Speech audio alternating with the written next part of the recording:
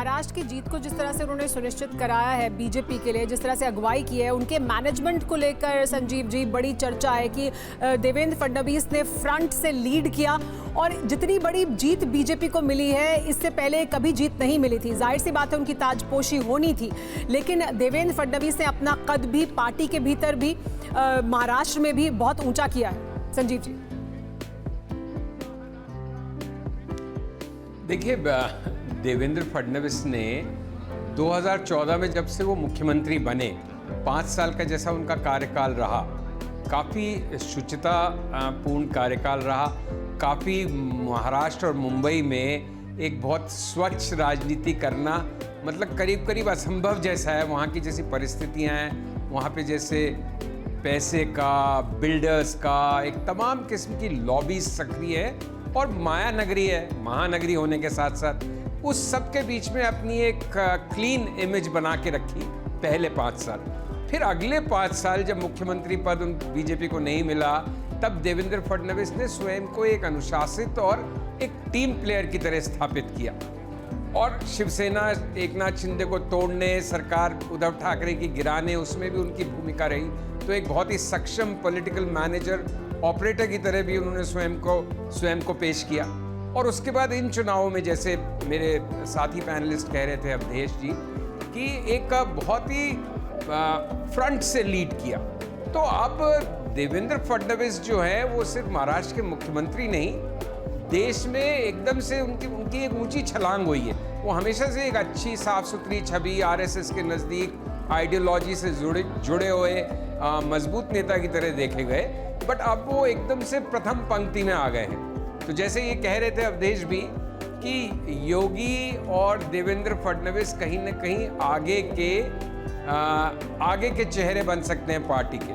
दिल्ली में अमित शाह हैं, तो ये 3-4 चेहरे अब प्रबल रूप से उभर रहे हैं पार्टी में। तो यानी कि आगे की राजनीति भारतीय जनता पार्टी की जैसे आप बता रहे हैं तैयार हो रही है।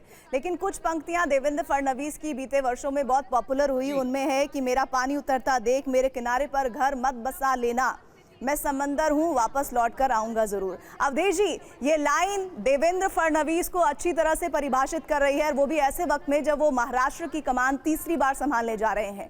आपको क्या लगता है कि भारतीय राजनीति में आने वाले भविष्य के तौर पर, जिस बात का जिक्र संजीव जी भी कर रहे थे कि देवेंद्र फडणवीस भारतीय जनता पार्टी का भविष्य होने जा रहे हैं, ये उनका महत्वपूर्ण कदम होगा तीसरी बार मुख्यमंत्री पद की शपथ लेते ही?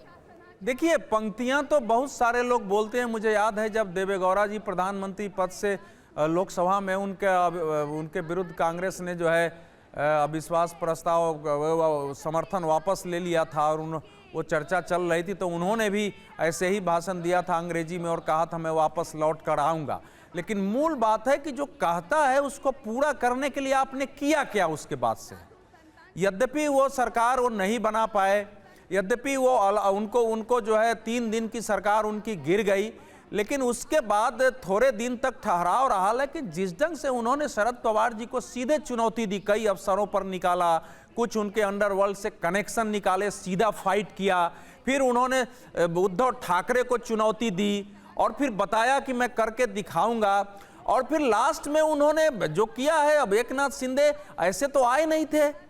एकनाथ शिंदे अगर एक इतने बड़े परिवार से जिसका प्रभाव है, पार्टी में कोई विद्रोह करे तो उसका जीना मुश्किल हो जाए, वहाँ 1-2 लोग गए, दूसरी पार्टी में चले गए, उन्होंने 41 विधायक के साथ पार्टी को तोड़ी और उस पर बिल्कुल देवेंद्र फडणवीस साथ खड़े रहे। वहाँ ये असाधारण घटना थी। मतलब उनका सबसे बड़ा योगदान ये हुआ कि जो शिव सैनिकों के अंदर अपने विचारधारा को लेकर जो एक अंदर एक जुगुप्स मतलब उसको क्षोभ पैदा हो रहा था, जो उनके अंदर एक असंतोष हो रहा था, उसको उभारने में पीछे से कितना प्रयत्न किया होगा कि एकनाथ शिंदे के अंदर इतना आत्मविश्वास पैदा हुआ कि हम ठाकरे परिवार के विरुद्ध खड़ा हो सकते हैं जी, और उसको लेके आए हैं।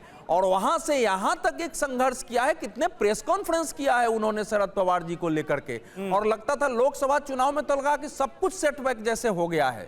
लेकिन उस समय भी प्रेस कॉन्फ्रेंस में उन्होंने कहा कि अभी हमको धक्का पहुंचा है, लेकिन हम इसका मूल्यांकन करेंगे और लौट करके फिर उसमें सुधार करके विधानसभा में आएंगे।